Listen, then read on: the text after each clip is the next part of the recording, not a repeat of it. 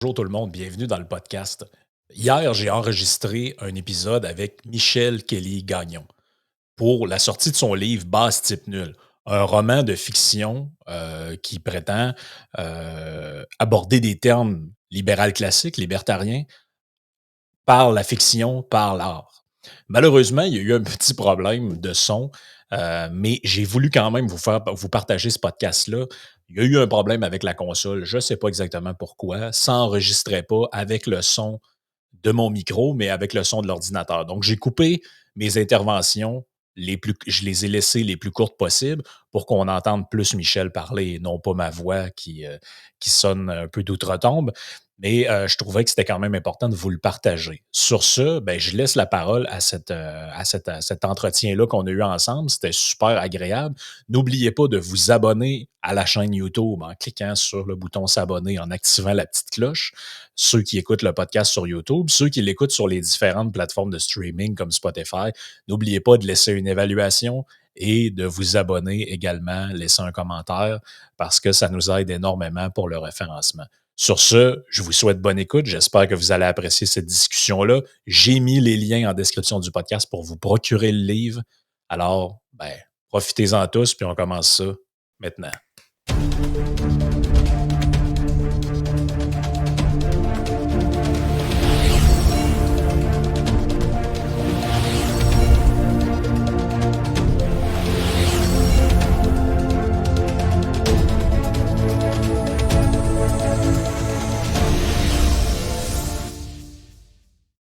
On peut convenir d'entrée de jeu. On ne fera pas semblant comme certains qui donnent des entrevues qu'on ne se connaît pas, donc on va se vous voyer. Fait qu'on peut emprunter le dessus, je pense, ça va être plus convivial pour les gens qui nous écoutent. Mais peut-être, juste avant de rentrer dans le sujet de ce qu'on veut discuter aujourd'hui, si des gens te connaissent pas ou te connaissent uniquement comme le président de l'IEDM, est-ce qu'il y a quelque chose sur toi que tu penses que ça serait intéressant que les lecteurs sachent niveau parcours, niveau expérience de vie que tu aimerais. Finalement, est-ce qu'il y a un Michel Kelly-Gagnon que les gens connaissent pas? Ouais, ben, il y en a sûrement, puis je suis pas sûr que je peux parler de toutes les parties sur ton podcast, là, malgré toute l'amitié que je te voue. Mais écoute, non, mais tu sais, il y a des choses, bon, que des gens, des fois, trouvent intéressantes. Entre autres, que j'avais fondé en 1993 ou 94. Donc, j'étais jeune. Moi, je suis né en 71, là, alors je n'étais pas bien vieux. En 93 ou en 94, j'avais fondé un groupe qui s'appelait Les Amis de la Liberté. Et puis, c'est intéressant que, tu sais, parmi les fondateurs, il y avait Éric Duhem, il y avait Pierre Desrochers, qui est aujourd'hui professeur à l'Université de Toronto, il y avait Pierre Lemieux, enfin, tu sais, c'est un groupe qui a Martin Masse, qui aujourd'hui est conseiller là, pour Maxime Bernier au fédéral. Fait que c'est intéressant de voir que ce petit groupe-là, tu sais, a fait des petits dans le fond. Donc ça, c'est peut-être quelque chose qui est moins connu.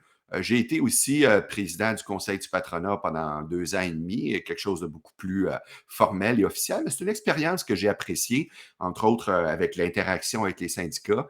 Et au début de ma carrière, j'ai été avocat dans du litige civil et commercial et d'assurance, mais avec une clientèle assez particulière parce que moi, j'étais l'avocat civiliste à l'intérieur d'un bureau d'avocats de criminalistes.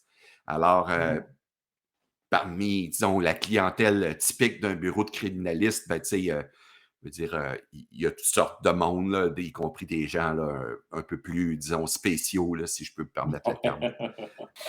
Tu es ici aujourd'hui pour parler d'un bouquin que tu as sorti et que tu as eu l'amabilité de m'envoyer d'ailleurs, qui s'appelle Base type nul, les aventures de Michelangelo. Et là, les gens peut-être se disent, qui nous écoutent et qui n'ont pas déjà mis la main sur le bouquin, disent ouais, Conseil du patronat, Institut économique de Montréal, les Amis de la liberté. Bon, c'est pas nécessairement le background qu'on imaginerait pour quelqu'un qui écrit de la fiction ou qui écrit un roman. Et lors de conversations privées, on s'en est déjà parlé plusieurs fois de comment, ben, il faut leur reconnaître ça. Les mouvements de gauche, les gens de gauche, ont toujours eu cette force-là de faire avancer leurs idées par la culture, par la contre-culture, par des films, par des romans, par de la poésie, par de la peinture, par tout ce que vous voulez. Ils ont investi le monde culturel. Et ça, c'est un point sur lequel je pense on avait un terrain d'entente là, parmi les nombreux points. C'était que il y avait une nécessité d'occuper un espace sur le terrain culturel pour faire avancer des idées. C'est beau les biographies, c'est beau des livres sur Hayek ou sur Thomas Sowell ou peu importe, ça a sa pertinence, c'est bien, mais d'écrire de la fiction, de toucher au roman, ou même de faire un film, il y a une autre clientèle qui est allée chercher là-dedans. Est-ce que c'est un peu ça qui t'a poussé à aller vers la fiction, à aller vers le roman? Absolument. Et moi, depuis au moins 25 ans, tu sais, je me plains de cet état de fait que tu décris, c'est-à-dire que dans ce qu'on appellera les créations culturelles au sens large, je vais dire n'importe quoi, c'est pas des chiffres scientifiques que je vais citer, mais supposons, mettons, on va dire qu'il y a 70% peut-être qui n'a aucune connotation politico-philosophique, ou en tout cas, aucune connotation, disons, facilement discernable. Mais, tu sais, pour le 30% qui reste, ben, c'est probablement peut-être 28% gauche, puis 2%, disons, libéralisme classique ou Mhm. libertarianisme. Puis comme je te dis, c'est pas scientifique mon chiffre que je cite, là, j'ai pas d'études pour appuyer mon propos, mais je suis pas mal sûr que si quelqu'un faisait une étude, ça ressemblerait à ça. Or, or la culture, c'est quelque chose d'extrêmement puissant pour la transmission des idées, notamment parce qu'il y a bien des gens qui vont lire ça sans même se rendre compte qu'ils sont en train, pas de se faire passer un sapin, mais qui sont en train de se faire, disons, présenter des idées politiques, mais par l'entremise d'une œuvre culturelle. Puis si tu n'as pas l'œil attentif là-dessus, c'est très facile de ne pas voir ça, mais les messages, eux, s'impriment dans ton subconscient, s'impriment dans tes valeurs. Moi, combien de gens j'ai vu, tu sais, quasiment penser que le film d'Oliver Stone, tu sais, sur l'assassinat de JFK, je veux dire que c'était comme un documentaire. Puis là, il relatait, tu sais, qu'est-ce qu'il avait vu dans le film, comme s'ils avaient vu, tu sais, un documentaire en bonne et due forme. Alors, puis moi, je ne suis pas un spécialiste de la question de l'assassinat de JFK, je prends cet exemple-là parce que c'est celui qui me vient à la Mhm. tête, mais c'est clair que ça a un impact. Puis d'ailleurs, euh, Anthony Gramsci, qui était un intellectuel italien qui avait été, entre autres, leader du Parti communiste italien, puis qui a été emprisonné bon, sous le régime fasciste de Mussolini pendant plusieurs années, beaucoup de son travail en vient à expliquer que pour l'arrivée de la révolution communiste, c'est pas tant par le matérialisme dialectique, tu sais, de Hegel et Marx et tout ça, qui vont y arriver, mais plutôt par le biais de la révolution culturelle. Et quand on voit ce qui est en train de se passer, je dirais, au cours des 10 à 15 dernières années, ben, tu sais, comme on dit en anglais, là, Antonio Gramsci, he's vindicated. Tu sais, on est en train de démontrer la justesse de son propos. Et c'est pas parce que le gars était un intellectuel communiste qu'on peut pas reconnaître la justesse de son propos. Donc, moi, ça fait 25 ans que je me plains de ce déséquilibre-là. Puis je dois dire, en voyant très peu d'œuvres de fiction qui contrebalançaient, mais à un moment donné, je me suis dit, c'est beau chialer, mais si tu veux faire quelque chose, il faut aussi essayer de contribuer. Fait que je suis rentré dans l'idée de faire tout simplement une nouvelle, hein? Puis après, ben là, c'est devenu une longue nouvelle. Puis après ça, ben, c'est devenu un court roman, tu sais, qui est donc intitulé, comme tu le mentionnais, Base titre nul, et vendu à un prix incroyablement bas de 8,69 $ sur Kindle, Amazon.ca. Alors, à 8,69 $, là, c'est quasiment un vol. C'est ardu lire des livres d'économie. C'est ardu lire des livres de philosophie. Je veux dire, si vous quelqu'un qui n'a jamais lu de livre de philo de sa vie, d'aller s'acheter Ainsi parlait Zarathustra et de commencer à lire ça, des bonnes chances que le livre finisse d'un vidange. Ça prend un certain bagage, ça prend un certain... Il faut mettre la table avant ça. Et la manière, moi, je pense, de mettre la table efficace, c'est d'écrire ou de consommer ce type de contenu. Puis avant qu'on rentre dedans, l'exemple qui, je pense, viendrait un peu à l'esprit de tout le monde qui va lire le livre, ça rappelle un peu justement des œuvres comme celle de George Orwell avec La ferme des animaux. pour beaucoup de gens, La ferme des animaux, qui est un conte que tout le monde peut lire, qui est pas très complexe, qui est beaucoup moins difficile à lire que 1984, par exemple, c'est une porte d'entrée quand même assez géniale pour l'analyse du totalitarisme. Quand tu peux lire ça jeune, adolescent, puis ne pas voir toute la complexité, puis le relire, c'est là que tu vois la finesse d'une œuvre. Tu peux la relire plus tard dans le temps et chaque fois, tu vas comprendre quelque chose d'un peu différent. Tu disais tout à l'heure, euh, les, euh, le message peut s'imprégner en toi sans trop que tu t'en rendes compte. Orwell, lui, avait réussi un peu ce tour de magie-là, c'est-à-dire qu'il est aimé autant par des gens de gauche que par des gens de droite. Les gens plus à droite, ils voient des critiques du totalitarisme, ils voient évidemment le doigt pointé directement vers le communisme, vers la planification centrale, et des gens de gauche avec une sensibilité plus libertaire, je dirais, ou plus anarchiste, on pourrait dire. Ils voient un peu les mêmes choses, mais de leur perspective à eux. Et puis ça coïncide aussi avec la personnalité d'Orwell, qui était lui-même tantôt à gauche, tantôt à droite sur certains sujets. Mais j'ai eu un peu cette impression-là en lisant ça, c'est-à-dire que les gens qui pensent qu'ils vont lire ce livre-là en se disant moi, je suis pas libertarien ou je suis pas libéral, donc j'aimerais pas ça, vous pouvez vous tromper. En réalité, la question qu'on se pose en lisant ça, c'est qui a envie de vivre dans ce monde-là, en fait? Parce que si on rentre plus dans le détail, l'histoire, grosso modo, du livre, puis je vais te laisser compléter ensuite, c'est l'histoire d'un homme qui se réveille d'un genre de coma. Ça fait 7 ans qu'il est dans le coma, de mémoire. Et là, il découvre que le monde qu'il avait quitté a dérivé dans une espèce de totalitarisme qu'on pourrait décrire comme woke ou comme très, très basé sur la censure. Et là, lui, il en découvre toutes les absurdités, mais il découvre en même temps comment les gens se sont adaptés à ce monde absurde-là et ne voient plus à quel point c'est absurde. Puis, j'ai des exemples, on y reviendra plus tard, mais est-ce que c'est une lecture auquel tu souscris? Est-ce que je dénature ton propos ou on est pas mal dans ça? Non, non, on est tout à fait là. Euh, et j'ajoute, j'ai voulu vraiment aller vers l'humour. Donc, je pense qu'il y a des passages qui, en tout cas, je l'espère, je le pense, sont drôles.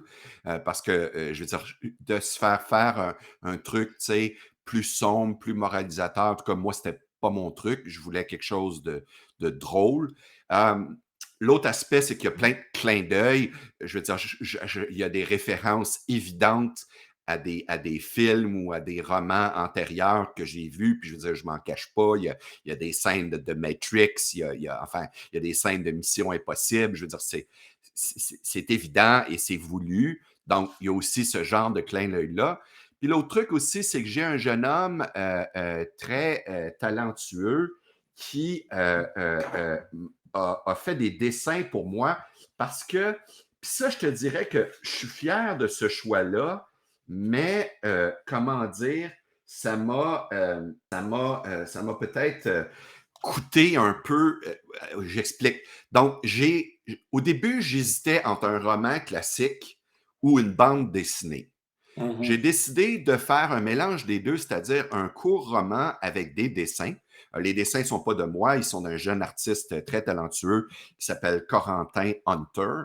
Et les éditeurs qui ont vu ça par après, ils m'ont dit, écoute, c'est bon, mais parce que tu as fait ça, on ne sait pas trop dans quelle catégorie te mettre. Ah, ouais. Et donc, j'étais comme un peu entre deux sièges. Mais moi, ceci dit, je regrette rien. Mais donc tu sais, un, ça se lit rapidement. Deux, il y a de l'humour. Trois, il y a des dessins qui sont vraiment très bien faits. Et pour quiconque connaît un peu la scène politico-médiatique du Québec, vous allez aussi, il y a quelques passages qui, je pense, vont vous faire sourire ou grincer des dents selon qui vous êtes, là. Le monde qui est décrit là-dedans, c'est fait avec un humour grinçant, mais c'est un monde qui est quand même assez autoritaire. Là. J'ai noté quelques affaires. La loi sur l'achat local, la viande qui n'existe plus vraiment, l'argent qui n'existe plus non plus.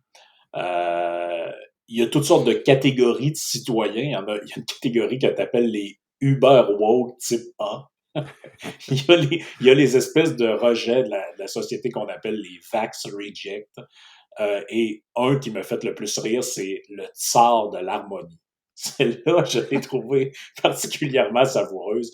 Euh, Est-ce que, dans ton processus pour écrire ça, est-ce qu'à un moment donné, tu voyais des trucs de l'actualité puis tu te disais, ah tiens, ce serait un bon concept pour le bouquin, ou t'es parti, j'oserais dire, from scratch, puis à un moment donné, tu as trouvé des idées puis des noms comme ça, dans le fond, est-ce que ça s'est étalé sur un certain temps, là, tu as réussi à faire une espèce de synthèse de tout ce que tu avais envie de caricaturer au fond?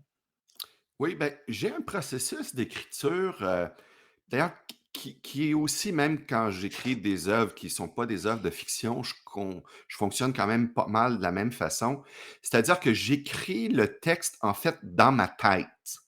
Et même des fois, c'est des phrases complètes.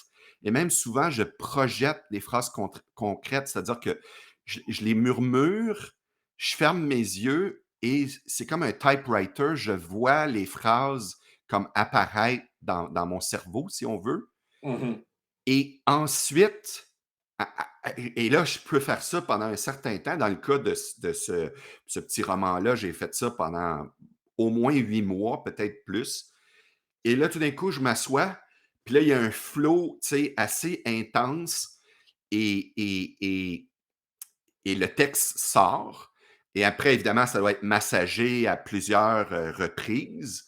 Mais donc, c'est un peu ça. Donc, oui, tu sais, je l'ai comme écrit dans ma tête, on va dire à 15%. Puis après, avec les grands blocs. Et puis, j'ai pris aussi sur mon iPhone quelques notes euh, de personnages. Mhm. Parce que souvent, ben, je dis souvent comme si j'avais écrit plein de romans, c'est mon premier roman, mais je veux dire, j'ai déjà avant ça eu des exercices un peu semblables. Des fois, je commence à construire des personnages avant de construire l'histoire. Ça a Mhm. été dans ce cas-là aussi, effectivement, il y avait un certain nombre de personnages que je voyais, puis au fond, j'ai bâti l'histoire autour des personnages plutôt que l'inverse. C'est tout un procédé quand même qui est différent, puis qui montre aussi que peu importe les idées qu'on a, on n'est pas cantonné dans un style en particulier. Parce que ça, est-ce que tu l'as senti un peu, ça, mettons, soit dans ton entourage ou dans les gens avec qui tu collaborais pour toutes sortes de choses, des gens qui ont été, mettons, surpris par ce choix-là ou qui ne le comprenaient pas d'une manière ou d'une autre? Parce que traditionnellement, on va s'attendre à ce que quelqu'un qui défende des idées libérale, classique ou libertarienne va nous pondre un essai philosophico-politique ou un traité d'économie. Puis c'est ça, c'est à ce à quoi on s'attend. Oui, ben, je dirais que en général, ça a été bien reçu, mais il y a eu quelques gens, en fait, qui m'ont exprimé, c'était plus qu'ils étaient mal à l'aise parce que, tu sais, à l'Institut, dans le cadre de l'Institut, on est quand même très sélectif sur les sujets qu'on aborde. Puis c'est bien correct, là. Moi, je suis d'accord Mhm. avec ça. Je fais même partie de ceux qui ont poussé pour que ça soit comme ça.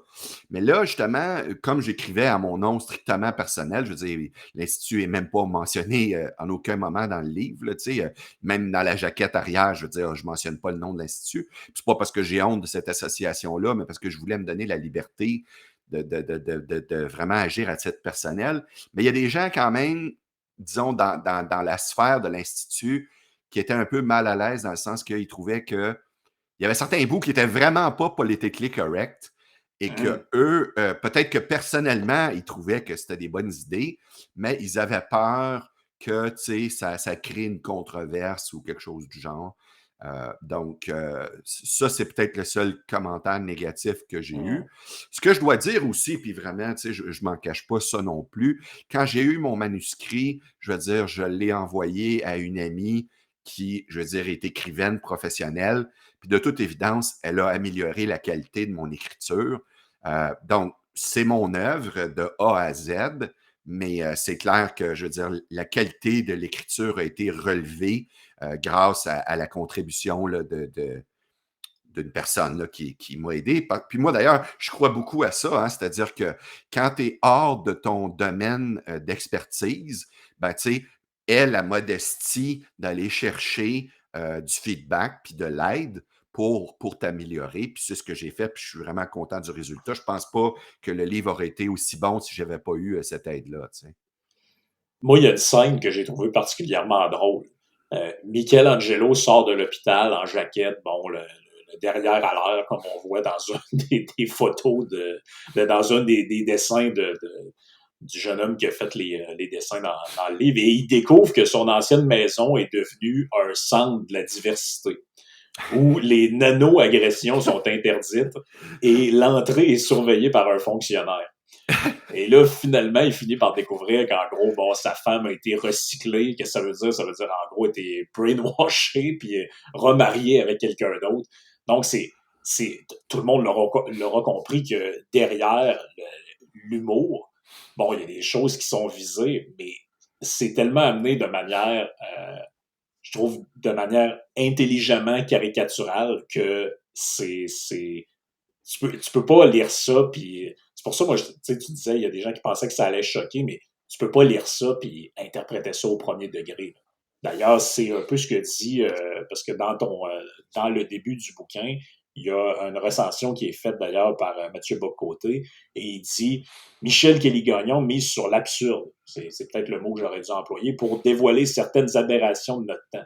On lira son roman moqueur comme un pamphlet grinçant qui réhabilite les droits au second degré contre les ravages de l'esprit de sérieux imposé par le politiquement correct. Je pense que très bien synthétisé l'esprit du bouquin.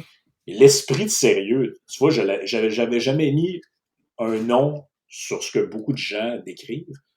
Mais à mon avis, lorsqu'on parle de wokisme, le mot woke, bon, c'est employé maintenant à toutes sortes de sauces, plus ou moins personne le définit.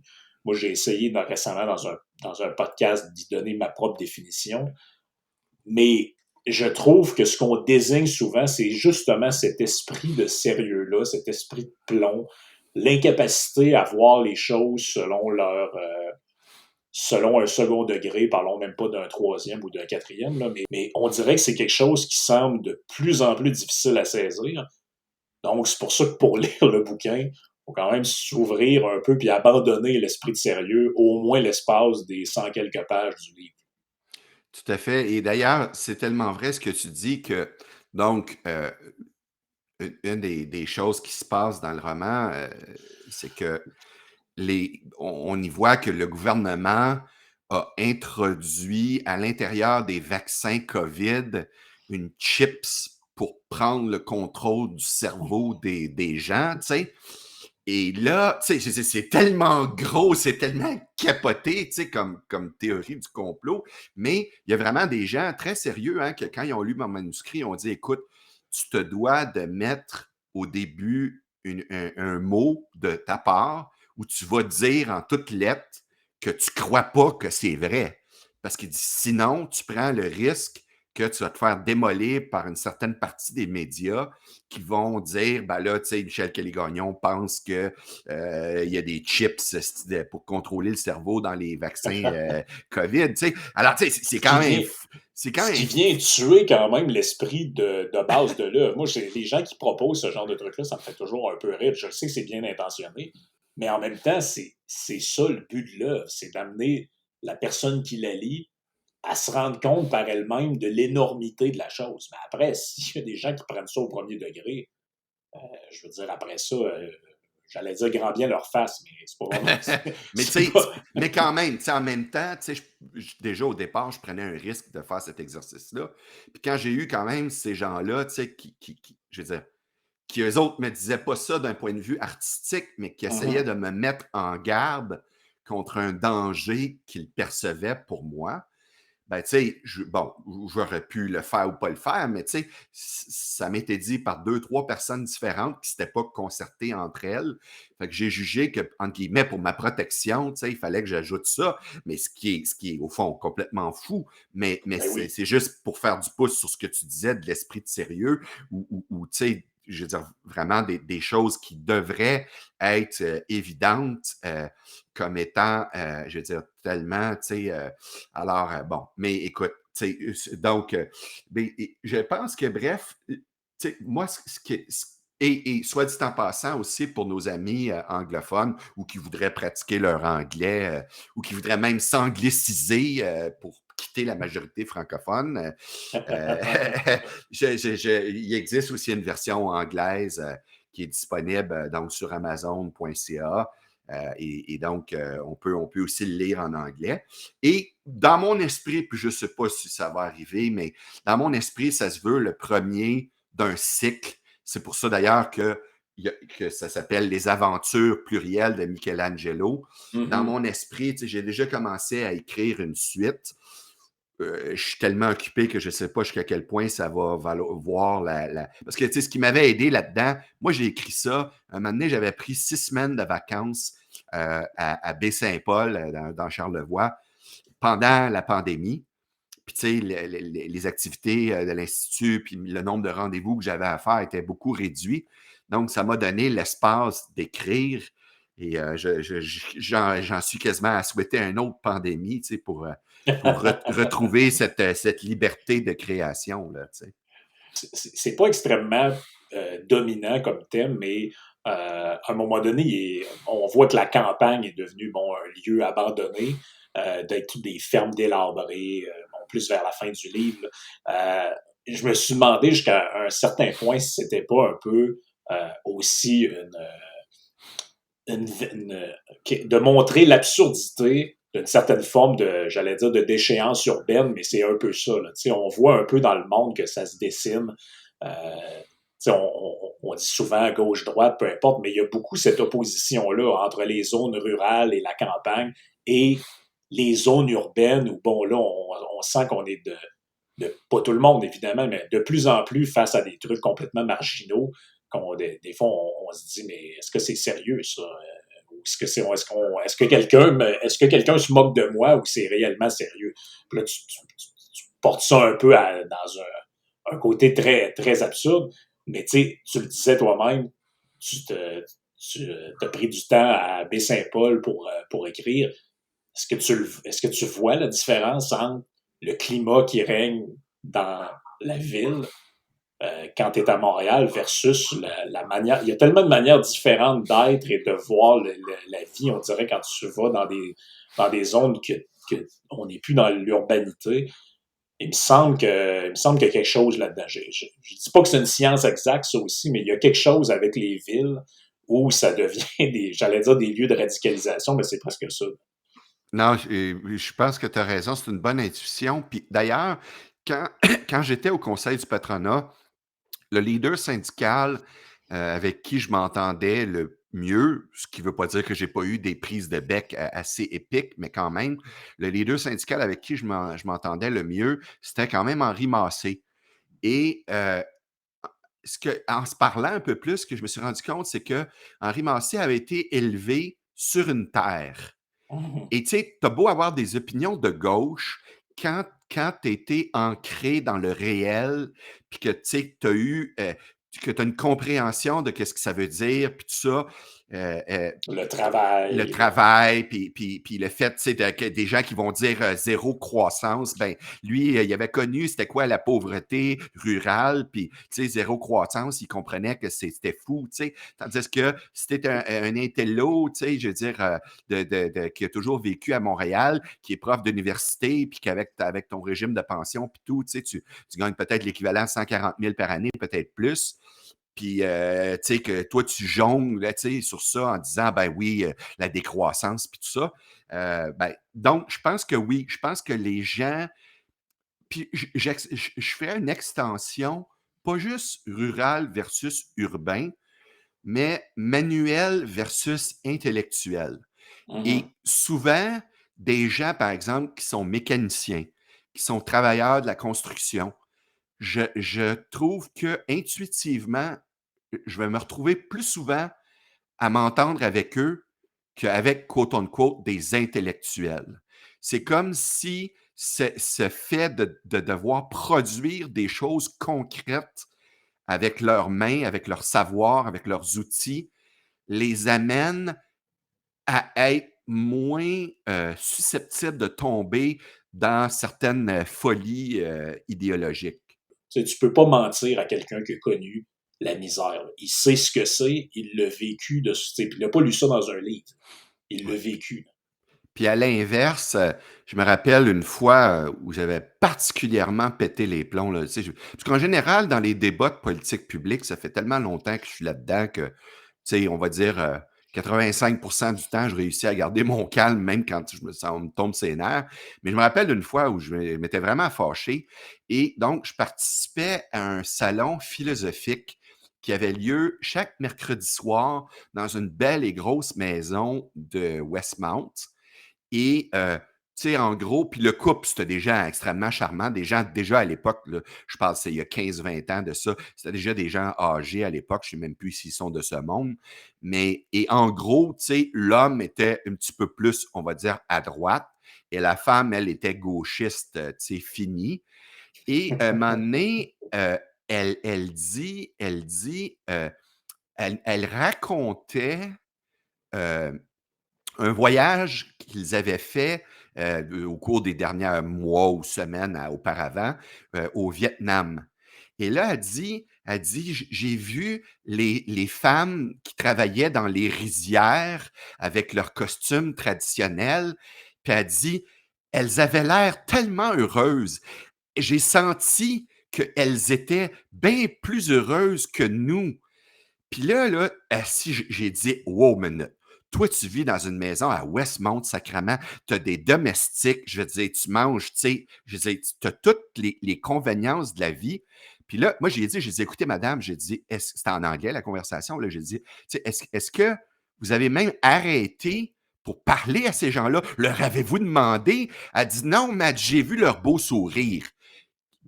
Je m'excuse, là, mais crise de tabarnak. Je veux dire, écoute, Ouais. n'importe qui peut avoir un contact avec le réel, c'est que si tu as les jambes dans une rizière, je veux dire, tu as des sangsues qui sont accrochés à toi, tu travailles, je veux dire, à 40 Oui. degrés, Les mouches. Puis... des mouches, tout. Je veux dire, c'est vrai que dans plusieurs de ces pays-là, les gens ont quand même un certain sourire. Bon, est-ce que c'est culturel ou autre, tu sais, ou je sais pas, mais de là à en conclure que ces femmes qui travaillaient dans la rizière étaient plus heureuses que elles et les autres madames de Westmount qui l'écoutaient, tu sais, je veux dire, c'est de la folie, là. Et Oui, ça on a droit à ça plus souvent qu'autrement. oui, c'est le genre de naïveté. C'est le même type de naïveté que le gars qui pense que la serveuse au bar est en amour avec.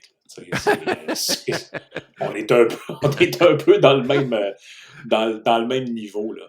Euh, quand je lisais le livre, on s'en va vers la fin tranquillement. Une des choses qui me frappait un peu, c'est que je pensais à toutes les choses que tu poussais à l'absurde là-dedans, mais je me disais, bon, toute la question des, t'appelles ça dans le livre, les nano-agressions, là. Puis c'est honnêtement, c'est à peine différent de ce qu'on... Sur ce point-là, la caricature est tellement fine qu'on voit le réel complètement derrière les propos. Puis je peux pas m'empêcher de penser à quand j'étais plus jeune, je me rappelle, ça fait pas très longtemps de ça, mais je me rappelle les Michel Chartrand, les Pierre Falardeau, plein d'autres qu'on pourrait nommer, des bonhommes mal engueulés qui se criaient des noms, puis je me souviens d'une entrevue de Bernard de Rome avec Michel Chartrand qui se présentait, je pense, contre le Parti québécois dans un comté quelque part, et finalement, il s'était fait défaire, évidemment, comme candidat indépendant. Et puis, Bernard de Rome dit, on rejoint M. Chartrand. En passant, c'est votre anniversaire aujourd'hui. On vous souhaite bon anniversaire. Puis là, il dit un truc du genre, le human interest, là, ça me fait chier. Si t'es pour me parler de ça, parle-moi d'autre chose. Tu sais, aujourd'hui, on s'imagine plus quelqu'un qui parle comme ça à un présentateur de... Tu sais, on a fait des grands cas de Donald Trump, sa vulgarité, whatever, mais je veux dire, les gens qu'on a eus ici par le passé, je me rappelle d'une émission de télé avec René Lévesque, où il parlait de Pierre-Éliott Trudeau dedans, puis il disait, vous savez, il y a toujours eu une face à claque. Imaginez un politicien aujourd'hui, peu importe qui, là, imaginez François Legault ou peu importe qui commence une vidéo dans une entrevue et dit, ah, ben, de toute façon, un tel, il y a toujours une face à fesser dedans, ou une façon, on dirait, mais mon Dieu, quelle violence. On dirait qu'il y a une aseptisation du propos aujourd'hui qui se généralise partout. Le cliché, ce serait de dire on n'a plus le droit de rien dire, mais ça va au-delà de ça. Là. C'est même plus on n'a plus le droit de rien dire, c'est on s'offusque. Je pense que c'est un peu ça que les gens mettent derrière le mot woke ou wokisme. C'est justement ce que j'appelais une espèce de réaction épidermique et exagérée à quelque chose qui, au fond, est plus ou moins, n'a pas tant d'importance que ça. Ou on accorde une symbolique à des choses, en réalité, qui sont banales. Je suis entièrement d'accord. Et le roman, sans dire comment il se termine, il se termine où... Parce que donc,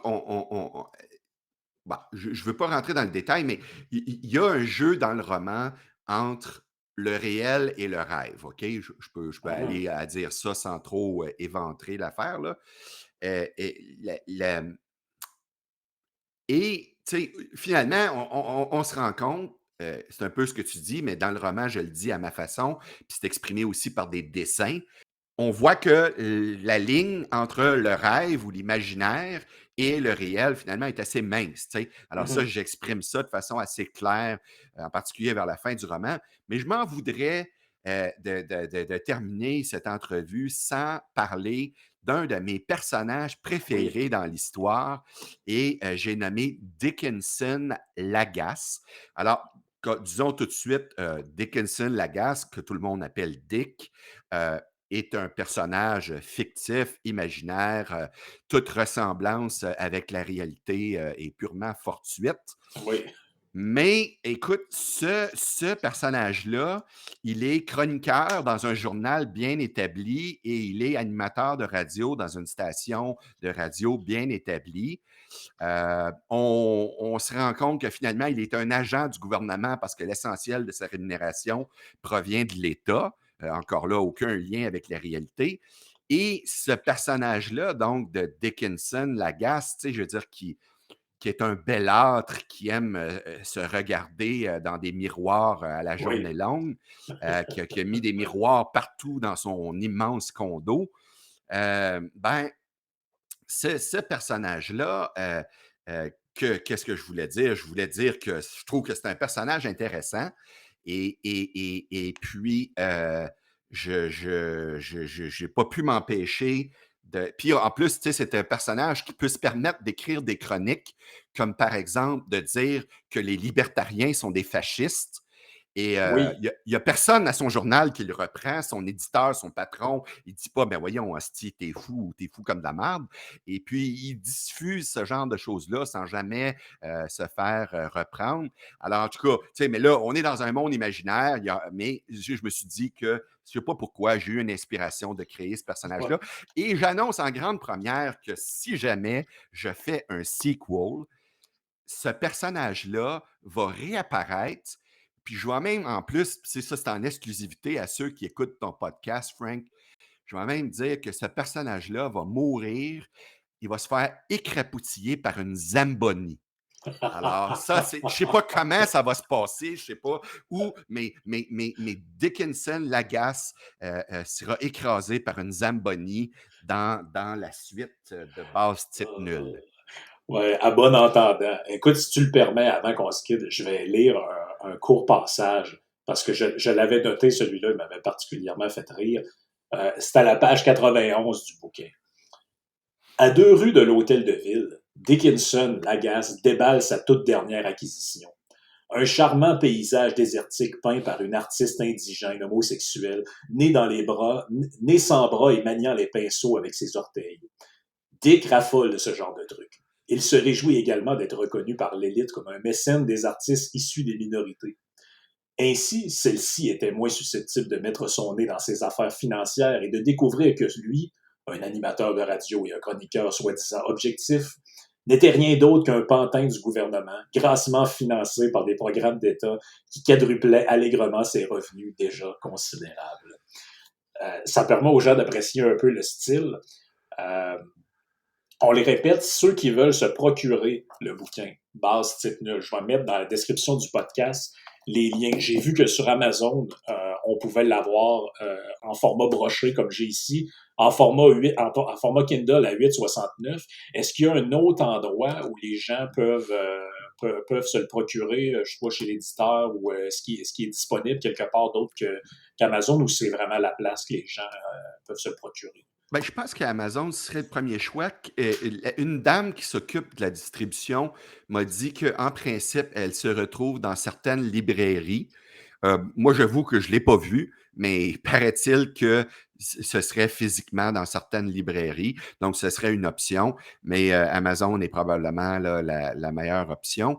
Non, c'est un vrai plaisir et j'espère que j'aurai l'occasion, là, comme je dis, de faire la suite parce qu'il y a il y a toutes sortes de flashs là, assez amusants qui me viennent à l'esprit pour continuer à donner vie à des personnages et dont aussi les assassins. Il y a des assassins qui sont des quadruplets et puis enfin, un certain nombre de clins d'œil que ceux qui, Oui, comme moi, ont été des consommateurs de bandes dessinées, là, je pense, vont y trouver leur compte. absolument. Ben écoute, j'allais dire si, mais plutôt lorsqu'il y aura une suite à base type nul, les aventures de Michelangelo, ça sera avec plaisir qu'on en fera la promotion, puis je te réinviterai à ce moment-là pour en discuter. Fait que, ben, merci d'avoir accepté d'être venu, de venir dans le podcast, Michel. Ça a été une bonne discussion, puis je pense que les auditeurs vont apprécier ça.